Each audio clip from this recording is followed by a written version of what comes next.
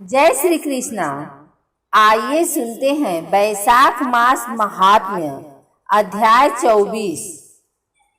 कृपा निधे वैशाख मास में किए जाने वाले पुण्य कर्म का आप मुझे उपदेश कीजिए।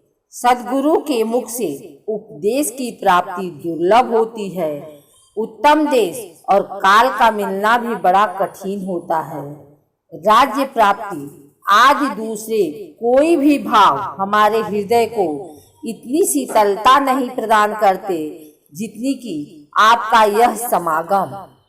नारद जी ने कहा, राजन सुनो, मैं संसार के हित के लिए तुमसे माधव मास की विधि का वर्णन करता हूँ। जैसा कि पूर्व काल में ब्रह्मा जी ने बतलाया था, पहले तो जीव का भारतवर्ष में जन्म होना ही दुर्लभ है। उससे भी अधिक दुर्लभ है वहाँ मनुष्य की योनि में जन्म। मनुष्य होने पर भी अपने अपने धर्म के पालन में प्रवृत्ति होनी तो और भी कठिन है।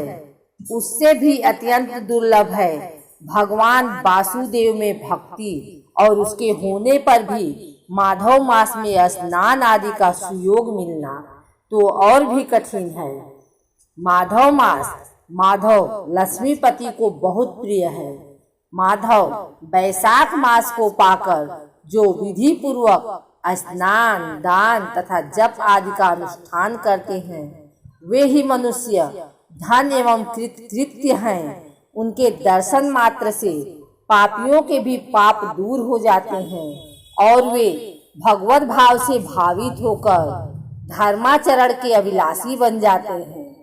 वैशाख मास शुक्ल पक्ष के एकादशी से लेकर पूर्णिमा तक जो अंतिम 5 दिन हैं, वे समूचे महीने के समान महत्व रखते हैं।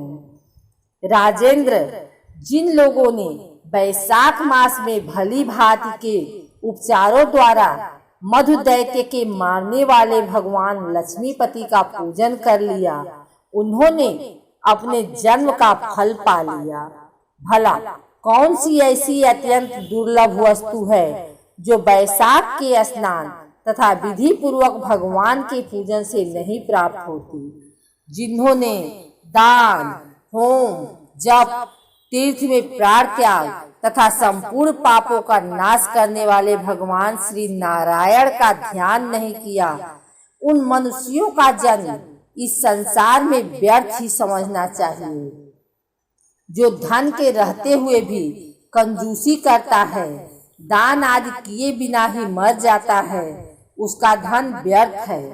राजन, उत्तम कुल में जन्म, अच्छी मृत्यु, श्रेष्ठ भोग, सुख, सदा दान करने में अधिक प्रसन्नता, उदारता तथा उत्तम धैर्य, ये सब कुछ भगवान श्री विष्णु की कृपा से ही प्राप्त होते हैं।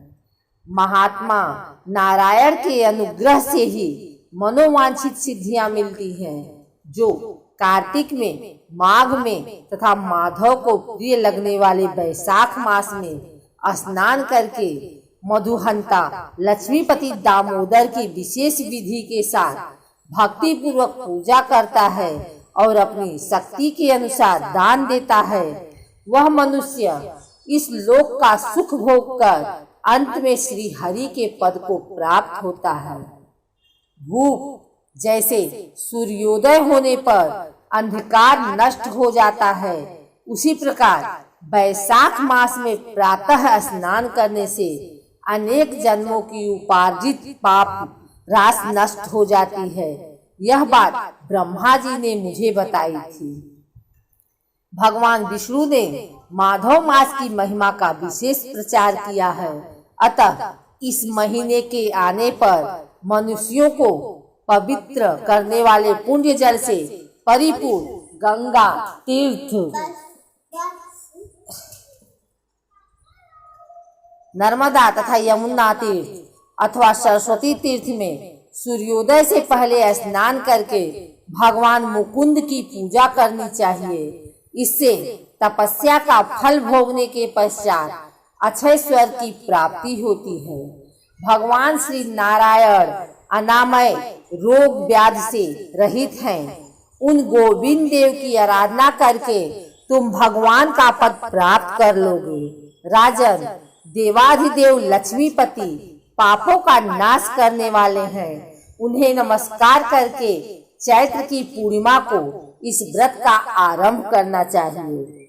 व्रत लेने वाला पुरुष यज्ञों का पालन करे, शक्ति के अनुसार कुछ दान दे, हविष्यान भोजन करे, भूमि पर सोए, ब्रह्मचर्य व्रत में दृढ़ता पूर्वक स्थित रहे तथा हृदय में भगवान श्री नारायण का ध्यान करते हुए कृच्छ आदि तपस्याओं के द्वारा शरीर को सुखाए। इस प्रकार नियम से रहकर जब वैशाख की पूर्णिमा आए उस दिन मधु तथा तिल आदि का दान करें। श्रेष्ठ ब्राह्मणों को भक्ति पूर्वक भोजन कराएं, उन्हें दक्षिणा सहित धेनु दान दें तथा वैशाख स्नान के व्रत में जो कुछ त्रुटि हुई हो उसकी पूर्णता के लिए ब्राह्मणों से प्रार्थना करें। भूपाल, जिस प्रकार लक्ष्मी जी जगदीश्वर माधव की प्रिया हैं, उसी प्रकार माधव मास भी मधुसूदन को बहुत प्रिय है। इस तरह उपर्युक्त नियमों के पालन पूर्वक 12 वर्षों तक वैशाख स्नान करके अंत में मधुसूदन की प्रसन्नता के लिए अपनी शक्ति के अनुसार व्रत का उद्यापन करें। अम्बरीश, पूर्व काल में ब्रह्मा जी के मुख से मैंने जो कुछ सुना था वह सब वैशाख मास का महात्म्य तुम्हें बता दिया। अम्बरीश ने पूछा, मुने, स्नान में परिश्रम तो बहुत थोड़ा है, फिर भी उससे अत्यंत दुर्लभ फल की प्राप्ति होती है। मुझे इस पर विश्वास क्यों नहीं होता? मुझे मोह क्यों हो रहा है? नारद जी ने कहा, राजन, तुम्हारा संदेह ठीक है। थोड़े से परिश्रम के द्वारा महान फल की प्राप्ति असंभव सी बात है। तथापि इस प्रकार विश्वास करो, क्योंकि यह ब्रह्मा जी की बताई हुई बात है। धर्म की गति सूक्ष्म होती है, उसे समझने में बड़े बड़े पुरुषों को भी कठिनाई होती है। श्री हरि की शक्ति अचिंत्य है, उनकी कृति में विद्वानों को भी मोह हो जाता है। विश्वामित्र आदि क्षत्रिय थे, किंतु धर्म का अधिक अनुष्ठान करने के कारण वे ब्राह्मणत्व को प्राप्त हो गए। अतः धर्म की गति अत्यंत सूक्ष्म है। भूपाल, तुमने सुना होगा अजामिल अपनी धर्म पत्नी का परित्याग करके सदा पाप के मार्ग पर ही चलता था। तथापि मृत्यु के समय उसने केवल पुत्र के स्नेहवश नारायण कहकर पुकारा।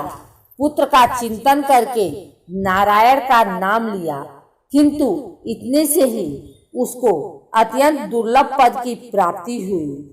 जैसे अनिच्छा पूर्वक भी यदि आग का स्पर्श किया जाए तो वह शरीर को जलाती ही है, उसी प्रकार किसी दूसरे निमित्त से भी यदि श्री गोविंद का नामोच्चारण किया जाए तो वह पाप राशि को भस्म कर डालता है। जीव विचित्र है, जीवों की भावनाएं विचित्र हैं, कर्म विचित्र हैं तथा कर्मों की शक्तियां भी विचित्र हैं। शास्त्र में जिसका महान फल बताया गया हो वही कर्म महान है। फिर वह अल्प परिश्रम साध्य हो या अधिक परिश्रम साध्य, छोटी सी वस्तु से बड़ी वस्तु का नाश होता देखा जाता है। जरा सी चिंगारी से बोझ के बोझ तिनके स्वाहा हो जाते हैं। जो श्री कृष्ण के भक्त हैं उनके अनजान में किए हुए हजारों हत्याओं से युक्त भयंकर पातक तथा चोरी आदि पाप भी नष्ट हो जाते हैं। वीर, जिसके हृदय में भगवान श्री विष्णु की भक्ति है, वह विद्वान पुरुष यदि थोड़ा सा भी पुण्य कार्य करता है तो वह अक्षय फल देने वाला होता है। अतः माधव मास में माधव की भक्ति पूर्वक आराधना करके मनुष्य अपनी मनोवांछित कामनाओं को प्राप्त कर लेता है। इस विषय में संदेह नहीं करना चाहिए। शास्त्रोक्त विधि से किया जाने वाला छोटे से छोटे कर्म क्यों न हो, उसके द्वारा बड़े से बड़े पाप का भी क्षय हो जाता है तथा उत्तम कर्म की वृद्धि होने लगती है। राजन, भाव तथा भक्ति दोनों की अधिकता से फल में अधिकता होती है। धर्म की गति सूक्ष्म है, वह कई प्रकारों से जानी जाती है। महाराज, जो भाव से हीन है, जिसके हृदय में उत्तम भाव एवं भगवान की भक्ति नहीं है, वह अच्छे देश तथा काल में जाकर जीवन भर पवित्र गंगा जल से नहाता और दान देता रहे तो भी कभी शुद्ध नहीं हो सकता। ऐसा मेरा विचार है। अतः अपने हृदय कमल में शुद्ध भाव की स्थापना करके वैशाख मास में प्रातः स्नान करने वाला जो विशुद्ध चित्त पुरुष भक्ति पूर्वक भगवान लक्ष्मीपति की पूजा करता है, उसके पुण्य का वर्णन करने की शक्ति मुझमें नहीं है। अतः भूपाल, तुम वैशाख मास के फल के विषय में विश्वास करो। छोटा सा शुभ कर्म भी सैकड़ों पाप कर्मों का नाश करने वाला होता है। जैसे हरि नाम के भय से राशि राशि पाप नष्ट हो जाते हैं, उसी प्रकार सूर्य के मेष राशि पर स्थित होने के समय प्रातः स्नान करने से, तीर्थ में भगवान की स्तुति करने से भी समस्त पापों का नाश हो जाता है। जिस प्रकार गरुड़ के तेज से सांप भाग जाते हैं, उसी प्रकार प्रातःकाल वैशाख स्नान से पाप पलायन कर जाते हैं। यह निश्चित बात है, जो मनुष्य मेष राशि के सूर्य में गंगा या नर्मदा के जल में नहाकर 1, 2 या तीनों समय भक्ति भाव के साथ पाप प्रशमन नामक स्तोत्र का पाठ करता है, वह सब पापों से मुक्त होकर परम पद को प्राप्त होता है। अम्बरीश, इस प्रकार मैंने थोड़े में यह वैशाख स्नान का सारा महात्म्य सुना दिया। अब और क्या सुनना चाहते हो?